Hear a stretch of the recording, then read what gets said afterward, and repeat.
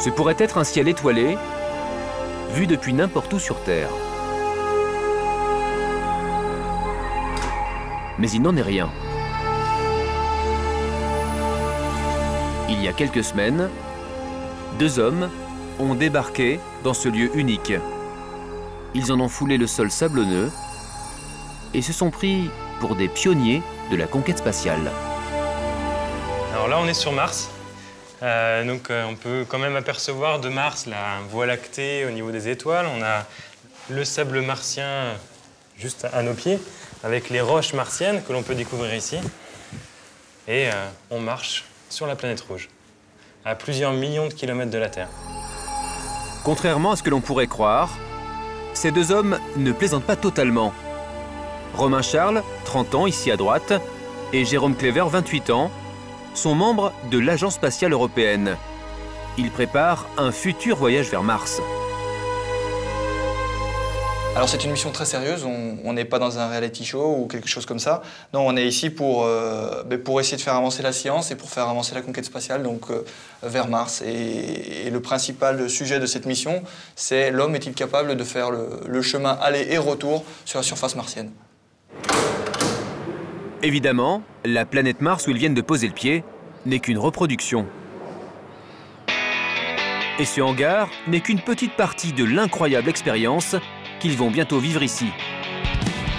L'opération s'appelle Mars 500, comme le nombre de jours que vont passer 6 cobayes enfermés dans ces conteneurs en métal. Plus exactement, 520 jours, le temps nécessaire pour un aller-retour sur la planète rouge, soit 50 fois plus que pour la Lune. L'objectif de cette mission est d'étudier les effets d'un long confinement sur l'homme pour préparer un futur voyage vers Mars. Romain est le seul Français à participer à cette expérience unique au monde. Et rien ne le prédestinait à une telle aventure. Une aventure qui se déroule à Moscou, en Russie, le pays qui a envoyé le premier homme dans l'espace. Romain va vivre cette longue expérience avec 5 autres personnes. Il n'a rien d'un astronaute professionnel. En France, il n'était qu'un simple ingénieur qualité dans une usine de pièces détachées pour automobiles. Cette mission totalement folle, c'est un peu l'expérience de sa vie. Depuis que je suis tout petit, c'est comme tous les garçons, je rêvais d'être astronaute. Et en fait, ce rêve, j'ai voulu le garder au fil du temps. Et dans ma carrière, toujours garder cette petite idée, si une opportunité se présente, il faut que je sois capable de sauter dessus. J'ai sauté sur l'occasion. Mais avant d'en arriver là, Romain a dû subir toute une batterie de tests. Contrôle médical, questionnaire psychologique, entretien de motivation, etc. Il a finalement été retenu parmi 250 candidats européens, avec notamment Diego, un Italien, et Jérôme, un Belge, qui lui n'est que remplaçant en cas de problème avant l'embarquement. Comme tous les matins, ils arrivent sur les lieux de leur future mission. Au milieu des tours de banlieue, voici le centre de sélection des cosmonautes russes. C'est dans cet immense bâtiment qu'a été installé le vaisseau spatial où vont séjourner les candidats à l'isolement. C'est quoi ça là? Mais là en fait on est donc à l'intérieur du bâtiment qui va contenir l'ensemble de l'expérience et du module. Et on voit en partie le module, donc en marron c'est la surface martienne. Et derrière on a le module de vie où il y a les chambres, cuisine, salon, salle à manger. Un appartement composé de 5 caissons de métal connectés entre eux par des sas et bardés de capteurs. Surface habitable, 180 mètres carrés pour 6 occupants. A priori confortable, mais Jérôme et Romain s'attendent à des moments difficiles. Car même si le vaisseau ne décollera jamais, les conditions d'un long voyage spatial y seront reproduites au détail près, la pesanteur en moins. Et ça ne s'annonce pas comme une partie de plaisir, à commencer par la nourriture. Donc voilà tout ce qui est frigo pour la nourriture congelée. Fini les petits plats maison. Pendant 520 jours, ils ne mangeront que des repas lyophilisés ou surgelés. Côté déco, c'est un environnement métallique, sans fenêtres ni lumière naturelle. L'équipage sera livré à lui-même, y compris en matière de santé. Leur ange gardien a un système de vidéosurveillance 24 heures sur 24. Donc on a des caméras de surveillance. C'est pas fait pour du Big Brother, c'est vraiment fait pour quelqu'un venait à tomber malade ou tomber, je sais pas, inanimé pour Dieu sait quelle raison quelque part dans le module. Il faut pouvoir avertir le secours extérieur. Et au sein de ce loft, version spatiale, un seul endroit pour se défouler. Donc nous voilà dans la salle de sport. Une salle de gym rudimentaire où chaque membre d'équipage devra s'entraîner 2 heures par jour pour récolter des données sur l'évolution de son état physique. Ouais, ça devrait réveiller. Seul souci, il y a bien une douche au fond du module, mais l'eau y sera très rationnée. Là, c'est ce qui va nous servir de douche. Bon, je trouve qu'elle est plutôt grande et confortable, ce qui n'est pas souvent dans le module. Bon, par contre, les douches seront très limitées puisque la consommation d'eau est très limitée dans l'espace. On n'a pas le droit à prendre plus d'une douche par 10 jours et par membre d'équipage. Des douches très rares et impossible de laver le moindre vêtement. Il faudra tenir 3 jours avec le même caleçon et 6 jours avec le même t-shirt. En tout, chaque participant devra embarquer 500 kg de vêtements qui, une fois portés, seront évacués dans le cosmos, du moins virtuellement. Ok. Donc ça, c'est la poubelle de l'espace, hein. Donc c'est un tout petit sas dans lequel on y met les vêtements, par exemple, inutiles ou qui ne nous servent plus. On les dépose là, on referme et on appuie sur le bouton qui permet donc de faire le vide et d'aspirer les vêtements vers l'extérieur. Hormis les conditions d'hygiène, c'est la routine de cette vie très carcérale qui risque de poser problème. Voilà. Donc là, on va dans le module médical, hop, qui est un petit peu plus difficile d'accès. Au bout du tunnel, voici leur lieu de travail. 8 heures par jour, l'équipage réalisera ici une centaine d'expériences scientifiques liées aux conséquences du confinement sur l'homme. Et pour dormir, on est bien loin du 4 étoiles. 3 mètres carrés, un tout petit peu moins de 3 mètres carrés, donc avec un lit qui n'est pas conventionnel puisqu'il est très étroit, comme on peut le voir. Je crois qu'il est très petit pour 60, dormir. je crois. 60 cm de large, ouais. Le reste du temps, soit 8 heures au quotidien, ils le passeront dans une salle de repos plutôt monacale. Donc voilà la zone de vie. C'est là où on se regroupera pour les temps de pause, de loisirs, avec télé, alors la petite bibliothèque pour l'instant. Mais l'un des plus grands défis pour cet équipage entièrement masculin, ce sera d'apprendre à mettre en veilleuse sa libido. Je pense qu'il faudra que la motivation prenne le pas sur ce genre de désir, de volonté. On met le mot qu'on veut dessus. Il faut qu'on se prépare pour ça. Et ça sera une part de l'étude, c'est comprendre l'impact de tous ces manques. 520 jours, coupés du monde, sans relation amoureuse et dans un confort spartiate. Cela s'annonce difficile pour Romain et ses collègues. Mais qu'en est-il pour leurs proches? À Saint-Malo, en Bretagne, quelques jours avant le début de la mission. Saint-Malo quand même, on a mis quelques pages dessus. Hein. Séance photo-souvenir chez Romain, en compagnie d'Hélène, sa petite amie. Le fameux voyage à New York en mai, donc là ça date d'il y a un an. Et ouais, c'était géant ça. 4 jours intenses. On avait peu dormi.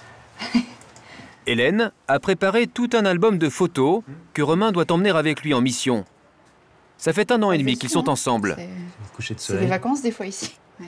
La jeune femme, infirmière, a accepté de quitter sa région natale pour venir habiter ici avec son nouvel ami. Mais Hélène, 24 ans, ne vit pas très bien le départ de son compagnon, car elle ne s'attendait pas vraiment à ce qu'il soit recruté. Quand il a commencé à me parler de ce projet-là, j'y croyais pas du tout. Enfin, à la limite, je poussais à le faire parce que bon, ben, on verra bien. De toute façon, t'y arriveras jamais.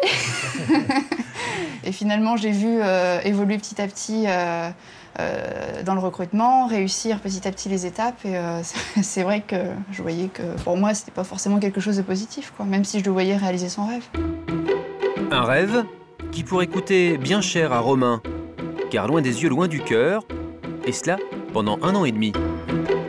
Hélène a déjà pris de grandes décisions. Je vais retourner chez moi en Normandie et je vais refaire une vie là-bas. Je vais trouver un nouveau boulot et revoir mes amis. Voilà, je vais vivre de mon côté, hein, ça ne va pas m'empêcher. C'est dangereux pour vous, Romain, là. Je préfère la voir vivre de son côté et vivre que de s'enfermer ici où elle connaît très peu de gens et où elle serait de plus en plus malheureuse. Non, forcément, thé dans les tasses à café, ça va pas le faire. Pendant tout ce temps, Romain et Hélène pourront tout de même s'échanger des petits mots par courrier électronique. Voilà, ça va bien comme ça. Mais le plus étonnant, c'est que le jeune ingénieur est parfois confronté à l'incompréhension de son entourage. Démonstration au sein de son entreprise, dont il vient de démissionner pour cause d'expérience martienne.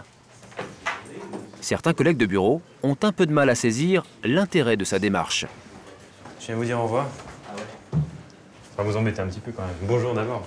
Mais le but, c'est pas d'aller vivre là-bas, quoi. Je sais pas, c'est quoi l'objectif De cette simulation-là, c'est de répondre à une question. Est-ce que psychologiquement et physiologiquement, l'homme est capable d'aller sur Mars? Déjà, je vois pas l'intérêt. Déjà d'une. Enfin, mais c'est pas méchant, hein. Non, mais mais vu que c'est pas. ton trip, c'est cool. Mais moi, je vois pas du tout l'intérêt d'aller sur Mars, que ça en a à foutre. En plus, c'est dans 30 ans, c'est ça, non? Ouais, à peu près. Le premier voyage sur Mars est prévu dans 20-30 ans. Enfin, si l'argent est là pour y aller. Il y a trop de choses à voir sur Terre, trop de choses qu'on ne connaît pas sur Terre, enfin, les fonds marins, des choses comme ça. Pourquoi les s'embêter à aller chercher des trucs là-haut, là? Bon, je vais pas vous embêter trop longtemps. Je repasserai peut-être tout à l'heure. Ouais. Mais il en faudrait davantage pour ébranler Romain. De l'autre côté, il y a Thierry qui est là? D'autant plus qu'il va bientôt toucher du doigt son rêve d'enfant. Retour à Moscou. Derrière les murs du centre de formation des cosmonautes, se déroule un test un peu spécial. Sous le regard très concentré d'un savant russe, Jérôme, le torse bardé d'électrodes, et Diego, tuyau dans la bouche, ne semblent pas très à la fête. Ça va, Diego? Pardon? Comment ça va? Je suis ok. C'est une partie cool. C'est après que c'est dur.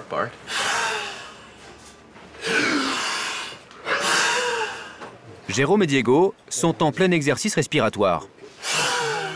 Les scientifiques veulent mesurer l'influence du confinement sur leur état de santé. Super. Les membres d'équipage devront répéter cette expérience tout au long de leur mission. Pour Romain, pas de test d'effort aujourd'hui, mais un exercice beaucoup plus sympathique que cette redoutable mise à l'épreuve. 2 heures plus tard, il a le droit à une séance de simulation vidéo. Tu es prêt pour l'arrimage? Capteur sur la tête, Romain s'entraîne pour la première fois à une manœuvre qu'il devra maîtriser quand il sera dans le module. Arrimer un vaisseau spatial à une station orbitale. La vitesse est bonne. Sur l'écran, les 2 croix doivent coïncider parfaitement. Dans l'espace, c'est exactement le même procédé. Ici, les commandes utilisées sont identiques. Alors Romain est sur un petit nuage. C'est les vraies manettes qu'on peut voir dans le vaisseau qu'utilisent les cosmonautes actuellement. Donc là, je touche les manettes que les quelques centaines de personnes qui sont allées dans l'espace ont eu entre les mains. Et ça vous fait quoi? C'est sympa. J'aime beaucoup. Tu dois te souvenir tout seul de la bonne trajectoire. L'exercice est délicat.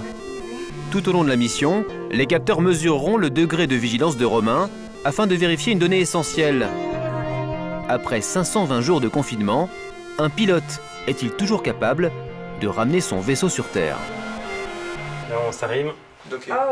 Congratulations. Mais la grande inconnue d'un voyage vers Mars, ce sera aussi les relations au sein même de l'équipage. Et celui-ci est plutôt hétéroclite. Jeudi dernier, c'était le jour J. Les 6 martionnautes posent devant les caméras du monde entier avant de s'enfermer dans le module pour 1 an et demi. Aux côtés de Romain, il y a Diego, mais aussi un participant chinois et 3 Russes. Un équipage international, comme sans doute celui de la future vraie mission sur Mars. Mais comment faire cohabiter durant 520 jours des gens de cultures si différentes? Un mois avant le départ, Romain a été confronté à la question de manière très concrète. Happy birthday! Happy birthday! Content de vous voir. Thank you. Il est 4 heures de l'après-midi Et pour fêter dignement l'anniversaire de Misha, un coéquipier russe, c'est vodka obligatoire. En France, il paraît que c'est tous les jours que vous buvez du vin. A priori, pas facile pour Romain de s'adapter aux traditions locales. Seule solution, faire bonne figure et accepter le défi. Le but, c'est vraiment de rester 520 jours ensemble, donc il faut qu'il y ait une sorte de mayonnaise, quoi. Il faut que la sauce prenne et qu'on arrive à travailler ensemble et à tenir ensemble, surtout. Donc voilà. Dommage que je ne comprenne rien. Mais je suis sûr que t'as dit que des trucs sympas. Un premier verre, un deuxième. Romain semble prêt à tous les sacrifices pour s'intégrer à l'équipe. Surtout qu'une fois enfermé, il ne pourra boire qu'un seul verre d'alcool. Ce sera du vin chaud lyophilisé pour fêter Noël. La tête dans les étoiles, mais les pieds bien sur terre.